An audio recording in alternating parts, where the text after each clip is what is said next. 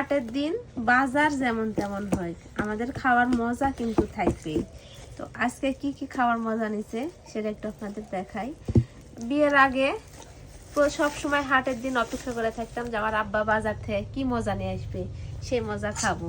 তো বিয়ের পরেও কিন্তু আপনাদের ভাইয়া এই যে মজা নিয়ে আসে। আর আজকে নিয়ে আসছে এই যে দেখেন বাদাম, আর বাদামের সাথে দিছে 2টা বিট লবণের প্যাকেট। আর এখানে কি আছে দেখি, এখানে আছে বাবারে একবারে গরম গরম পেঁয়াজি। দেখি আব্বা, গরম গরম পেঁয়াজি। বিসমিল্লাহ। খাজে সেই স্বাদ।